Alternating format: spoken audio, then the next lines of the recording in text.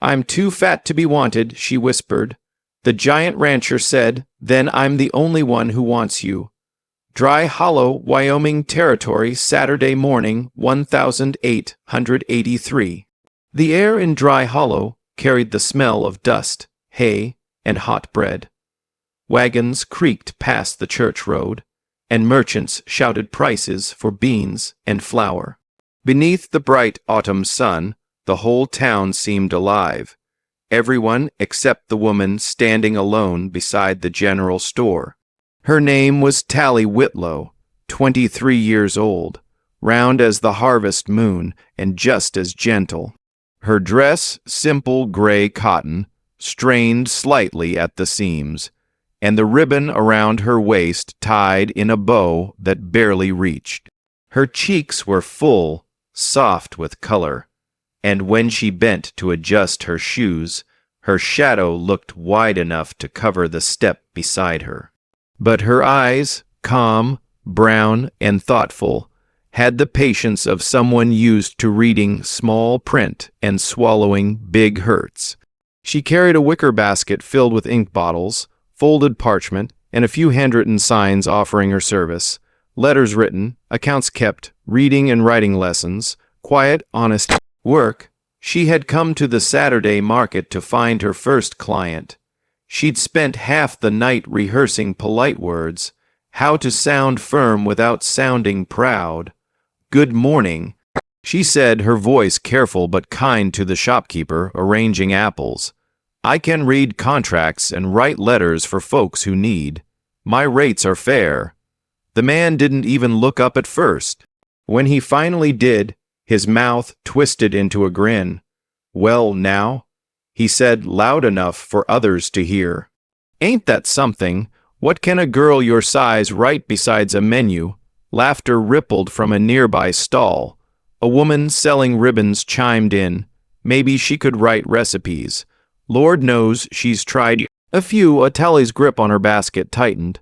I studied with the Sisters of St. Agnes, she said quietly.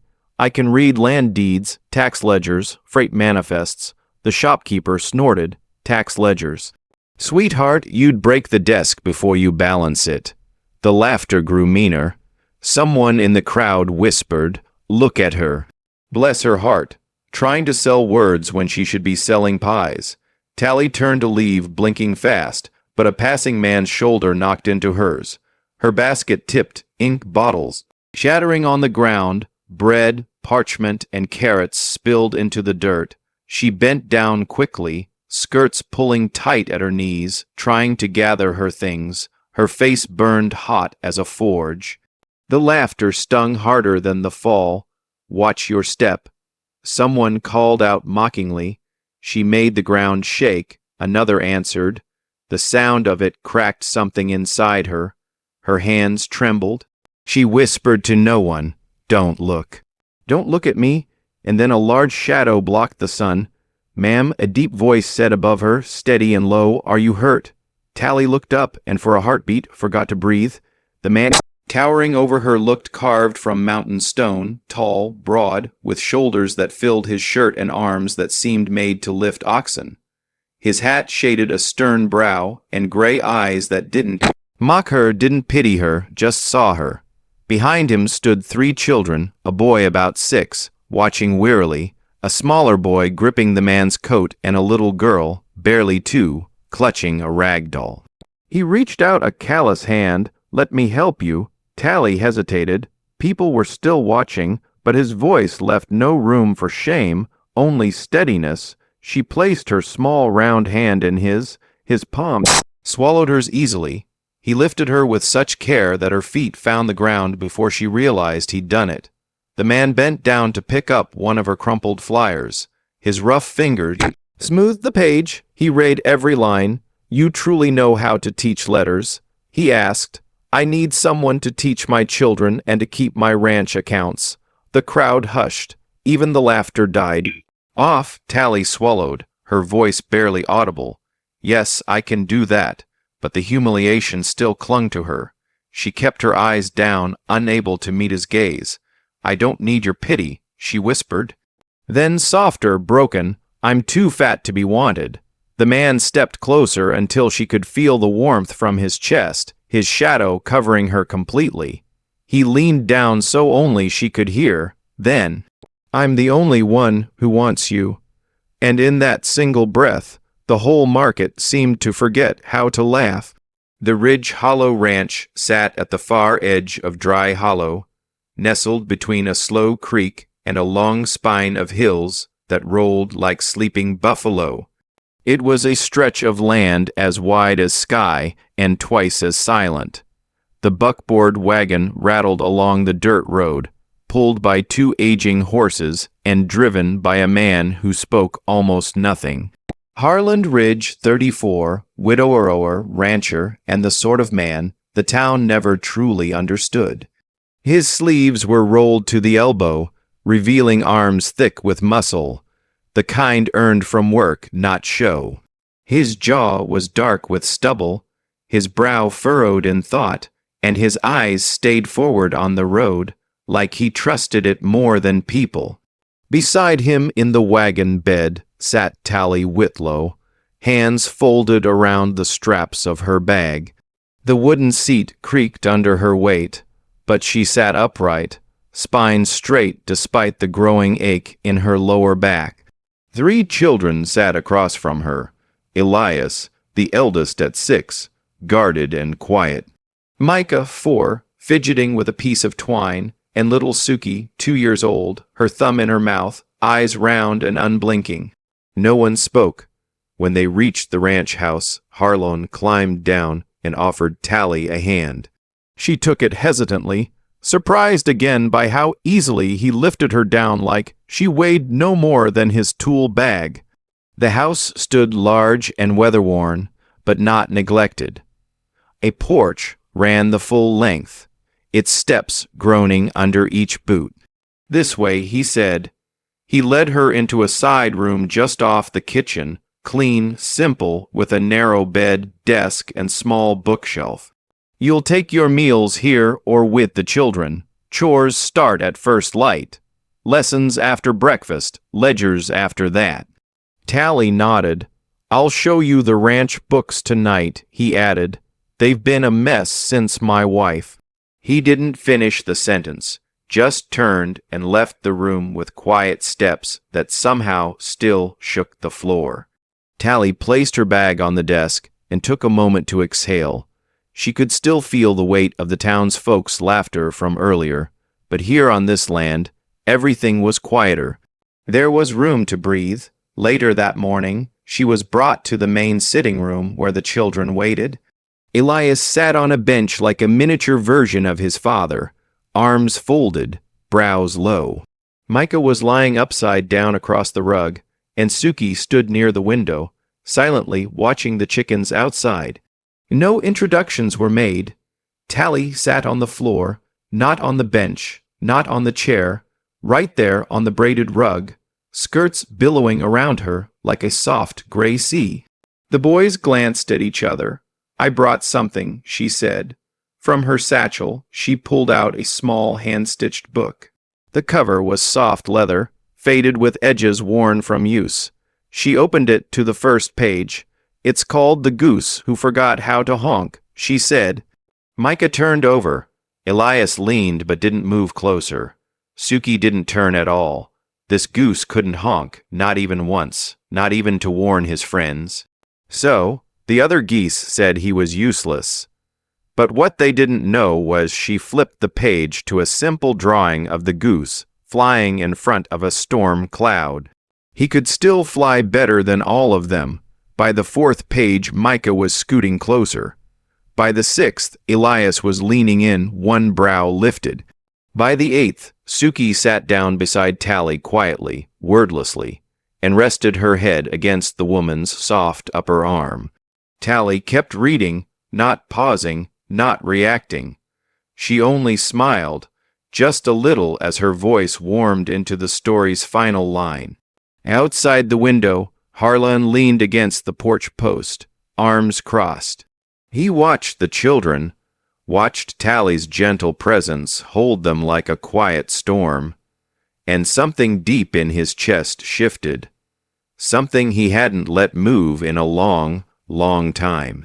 By the second week, Tally Whitlow knew the rhythm of Ridge Hollow, like she knew the inclines of her own palm. The children no longer watched her like a stranger. Elias now read aloud each morning with a quiet determination. Micah had stopped throwing rocks at the chicken coop, and Suki, soft, silent Suki, had learned to smile. That smile came the day Tally set 2 honey butter biscuits on the table and said, "You can have the second one if you say one word." The little girl had stared at the biscuit, eyes round as coins. "Mama," she whispered. Tally hadn't breathed for a full second. Then, blinking back tears, she pushed the second biscuit closer without a word. Harlan Ridge had seen it from the doorway. He didn't speak. He just nodded once, turned, and walked back out into the sun.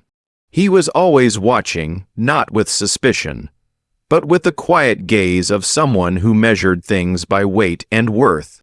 Tally would catch him sometimes lingering at the edge of the porch as she taught Elias the difference between there and there. Or when she cleaned the chalkboard in the small schoolroom, once she glanced out the kitchen window to find him tightening a hinge on the gate she'd mentioned squeaked, though she'd never asked him to fix it. He never offered praise, never said thank you. But she noticed how after she coughed for 2 days, a tin of lemon honey appeared beside her cup. Harlan Ridge did not speak much, but he listened. He noticed, and Tally noticed him too.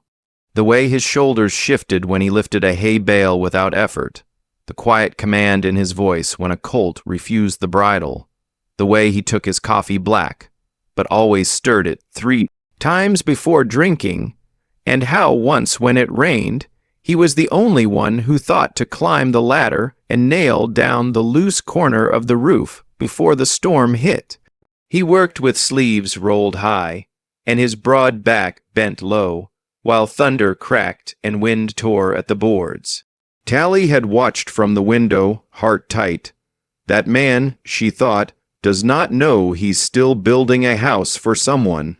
It was during one cool morning, when the firewood stack had run low, that Tally tried to carry a woven basket full of chopped kindling across the yard. It was heavier than she expected. The handles bit into her palms. She took one step, then another, knees trembling. Her foot caught the edge of a stone. She stumbled. A sharp breath left her lips. The basket tilted, and a strong arm caught her just under the elbow. Her face landed against a chest broad as a barn door, warm and steady. One of the kindling sticks slipped to the ground. Harlan's other hand righted the basket with a single motion. "You all right?" he asked. Tally looked up, and their eyes met for the first time. Really met. His were a pale storm gray, and they didn't flinch from hers. Her cheeks went hot. She nodded. I just misjudged the weight," she said. "You're carrying more than most do," he said simply. His voice was rough, but there was no mockery in it. They stood that way for half a breath longer than necessary. Then both stepped back at the same time, awkward, silent, pretending nothing had happened. Harlan cleared his throat. "Next time, ask Elias to help." "He's strong enough." Tally nodded, of course. He turned and walked back toward the barn, boots crunching softly on gravel.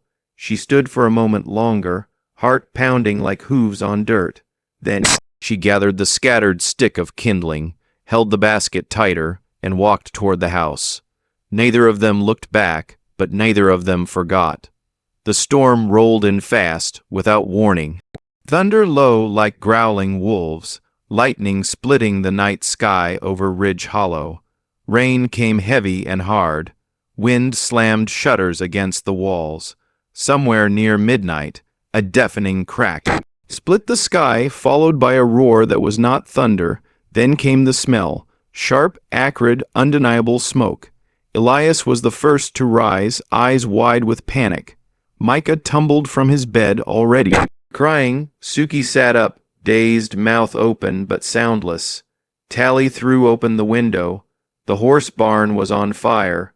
Flames licked the black sky, wild and angry. The lightning had struck the roof clean through. From the porch, Harlan burst into view, barefoot, shirt half buttoned, soaked already from the rain. He didn't hesitate. He ran. Tally watched him charge straight toward the blaze like a man possessed. Get the children to the cellar. He bellowed back once, voice ragged. Now the cellar door was under the kitchen floor. Tally lit a lantern with trembling hands, guided the children down the narrow stairs, and wrapped them in blankets kept for winter. Micah sobbed into her skirt. Elias sat stiff, fists clenched. But it was Suki who worried Tally most. She couldn't cry, couldn't speak. Her tiny chest heaved with shallow, gasping breaths. Suki, Tally said, kneeling beside her, breathe with me. In, out, in. But the little girl's eyes fluttered, her lips turned pale. Tally's heart seized. The child had medicine, a small vial of drops the doctor had given for breathing fits. But it was in her travel bag, which was still in the barn. She didn't think. She grabbed the lantern and lifted Suki into her arms. The rain hit her like stones as she burst into the night. Skirts heavy, boots sinking in mud. The barn crackled ahead, orange light swallowing everything. Harlan, she screamed into the wind. Where is my bag? He didn't hear her. He was inside the burning barn, cutting loose the last terrified horse. Smoke curling around him like some unholy shroud. Tally scanned the fence rail. There, her bag slumped near the tack room door, wet but intact. She ran. Lightning flashed, her boots slipped. The ground trembled as a beam groaned above. Just as she reached the saddle hook, a heavy timber, half burned, broke loose from the rafters. She froze. A blur of movement slammed into her from the side, a wall of muscle, a grunt. Harlan. He wrapped one arm around her shoulders, shielding her body with his own as the flaming beam hit his back and bounced to the dirt. Beside them, he barely flinched. The rain hissed against the embers. Tally looked up, gasping. His eyes were wild, but locked only on her. You all right? He rasped. She nodded, shaking. The baby. She can't breathe. He took the bag from her hand, shoved it against her chest. Go. She turned and ran, Suki still in her arms, heart pounding louder than the fire behind her. Back in the cellar. She gave the girl the drops. Suki's breathing steadied slow and shuddering until she lay curled against her brothers again, safe. It wasn't until dawn that the flames died. Neighbors from the edge of town arrived, soaked and shocked. Word had spread. Ridge Hollow was burning. They found Tally, soaked to the bone, still kneeling beside the children, and they saw Harlan, his shirt scorched, back raw from where the beam struck, standing over her with one arm around her shoulders, not as a man shielding a servant, but as someone who feared the world might take her away. Not a word was spoken. Even the townsfolk, who once mocked her, stood still. There, in the pale gray of morning, surrounded by ash and rain, a fat woman cradled a sick child, and the biggest man in the county held her like she was made of glass, and that image would stay in their minds far longer than any fire. The morning after the fire, Ridge Hollow stood beneath a sky scrubbed clean by rain and smoke. Blackened beams smoldered in the barnyard, and townsfolk, some out of concern, others out of curiosity, drifted in and out, offering help or just watching. But what spread faster than the flames had ever reached were the words. They whispered across dry goods counters and back porch fences.